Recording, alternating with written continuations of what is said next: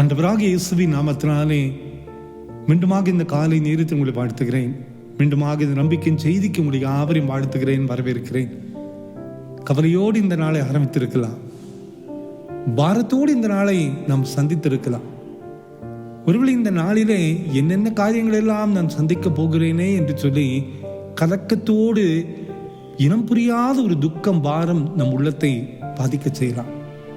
ஆனால் திருமறை சொல்கிறது, சங்கீதம் 94:19 என் உள்ளத்தில் விசாரங்கள் பெருகையில் உம்முடைய ஆறுதல் என் ஆத்மாவை தேற்றுகிறது. God will comfort us. அவர்தான் ஆறுதல் செய்கிற ஆண்டவர். நம் உள்ளத்தில் பாரங்கள் பெருகுகின்ற பொழுது அந்த உள்ளத்தை ஆண்டவர் மாத்திரம் அறிந்திருக்கிறார். அன்பான குடும்பத்தின் மக்களே, நாம் சொல்லுகிற காரியங்கள் மற்றவர்களுக்கு புரிந்து கொள்ள முடியாமல் போகலாம். நம் பாரங்களை மற்றவர்கள் உதாசீனப்படுத்தலாம். நமது ஏக்கங்களை மக்கள் புரிந்து கொள்ளாமல் போகலாம். ஆனால் என்றெல்லாம் நமது உள்ளத்தில் விசாரங்கள் பெருகுகிறதோ, ஆண்டவரை நோக்கி நாம் பார்க்கும்போது அவருடைய மகிமை பிரசனம் நமக்கு ஆறுதல் கொடுத்து விடும். சொதித்து பாருங்க, ஆரியத்தை நோக்கி செல்லலாம். அவருடைய சமூகத்தில் இருக்கிற இடத்துல அமர்ந்து இருக்கலாம். ஆண்டவரே என் உள்ளத்தில் வாரும் என்று சொல்லுகிற ஒரு சின்ன ஜபம், ஒரு சின்ன வேண்டுதல்.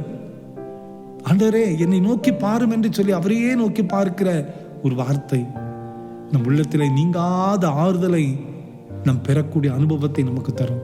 தாண்டி செல்லுவோம்.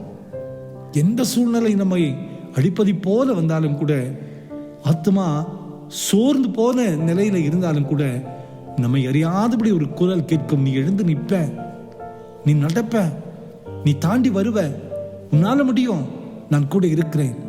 இந்த ஆத்மாவுக்கு வேண்டிய பலத்தை நம் ஆண்டவர் மாத்திரம் கொடுக்க முடியும்.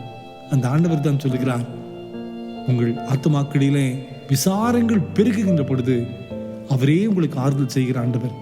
அவரையே நோக்கி பார்ப்போம், அவர் மீது நம்பிக்கை வைப்போம். We will share everything with God Almighty. எல்லாவற்றையும் ஆண்டவர்கிட்ட சொல்லலாம். என்னை சோதித்து பாரும் என்று சொல்லி நம்ம அர்ப்பணிக்கலாம். என் உள்ளந்தரங்களை ஆராய்ந்து பாரும் என்று அர்ப்பணிக்கலாம். நம் உள்ளத்தில் இருக்கிற காயங்களை இவரால் புரிந்து கொள்ள முடியும்.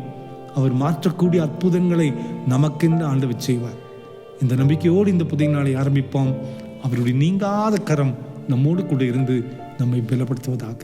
ஜெபம் பண்ணலாமா? அன்பின் ஆண்டவரே, எங்கள் உள்ளங்களிலே விசாரங்கள் பெருகுகின்ற பொழுது உம்முடைய ஆறுதல் மாத்திரம் எங்களை தேற்றுகிறதப்பா. எங்கள் ஆத்மாவை சோதித்து அறிகிற ஆண்டவர் நீர்.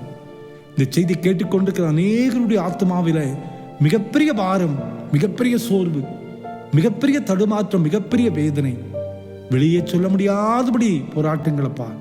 ஆனாலும் நோக்கி பார்க்கிற ஆத்மாவை ஒருபோதும் நீர் கைவிடுகிற ஆண்டவர் அல்ல, நீர் ஆறுதல் படுத்துகிற ஆண்டவர். ஆறுதலை தாங்கப்பா. பிறந்த நாளையும் திருமண நாளையும் நினைவு கூறுகிற ஒவ்வொரு பிள்ளைகளை ஆஸ்வதிங்க. உம்முடைய சமாதானம் கூட இருக்கட்டும், வழி நடத்தும். இயேசுவின் மூலம் ஜெபங்களும் எங்கள் நல்ல பிதாவே. ஆமேன், ஆமேன், ஆமேன்.